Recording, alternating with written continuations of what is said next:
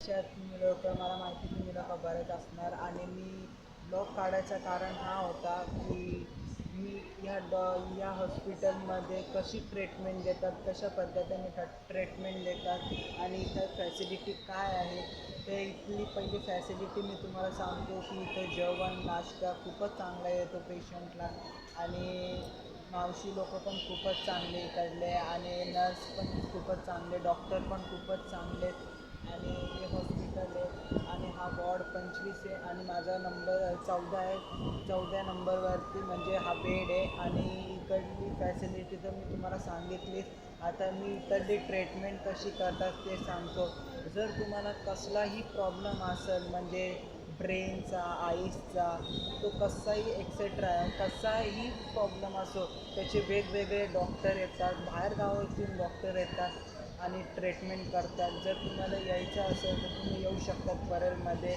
आपलं काय बोलतात, केमच्या समोरच हॉस्पिटल आहे.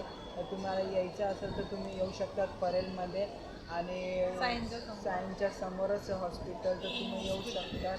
आणि हे 3 हॉस्पिटल खूपच टॉपमध्ये आहेत, खूपच मोठे आणि इथं मोठे मोठे डॉक्टर येतात. 2 हॉस्पिटलचं मला माहीत नाही पण वाडे हॉस्पिटल खूपच चांगलं आहे आणि 2 हॉस्पिटल जे आहेत ते कोणते, के एम हॉस्पिटल आणि टाटा हॉस्पिटल, हे 2 हॉस्पिटल खूपच चांगले आहेत. आणि इथं माझं छातीचा इशारा काढला, अजून MRI काढला, अजून EEG केली, त्याच्याचे सगळे रिपोर्ट माझे नॉर्मल आहेत. आता तुम्ही काळजी नका करू, मी लवकरच बदलापूरला येणार आहे आणि अशी सगळी ट्रीटमेंट होते आणि तुम्हाला जो प्रॉब्लेम असेल ते तुमचे वेगळे डॉक्टर येते आणि तुम्हाला ट्रीटमेंट देतील.